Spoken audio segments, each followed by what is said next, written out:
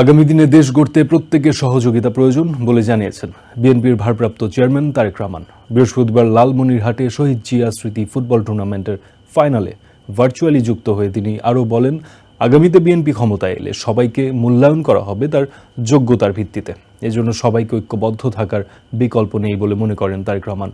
এদিকে ফ্যাসিবাদ যে কোনো সময় ফিরে আসতে পারে এমন আশঙ্কা প্রকাশ করে বিএনপি মহাসচিব মির্জা ফখরুল ইসলাম আলমগীর বলেছেন, দুর্ভাগ্যজনকভাবে দেশের কিছু মানুষ এমন কাজ করছে যার মধ্য দিয়ে ফ্যাসিবাদের ফিরে আসার সুযোগ তৈরি হচ্ছে।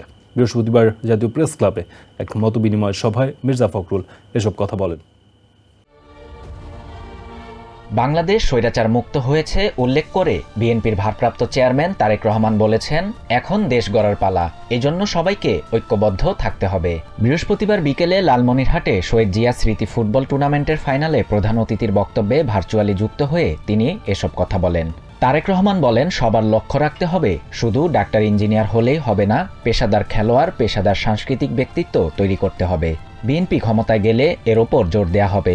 সবাইকে নিয়ে নতুন বাংলাদেশ তৈরি করবে বিএনপি। তিনি আরও বলেন, দেশ গড়তে 31 দফা দিয়েছে বিএনপি। দেশকে নিয়ে ষড়যন্ত্র হচ্ছে, তাই সবাইকে সতর্ক থাকার আহ্বান জানান তারেক রহমান। ইসকনের বিষয়টি নিয়ে উদ্দেশ্য প্রণোদিতভাবে ভারতীয় গণমাধ্যমগুলো অপপ্রচার চালাচ্ছে এমন অভিযোগ করে বিএনপি মহাসচিব মির্জা ফখরুল ইসলাম আলমগীর বলেন, পতিত সরকারের দোসররা পরিকল্পিতভাবে দেশে অস্থিরতা সৃষ্টির চেষ্টা করছে।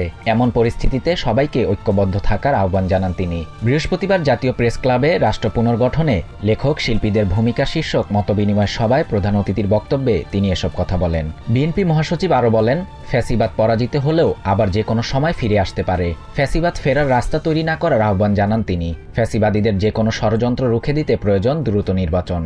শাহরিয়ার শাফাত, TVN 24 নিউজ ডেস্ক।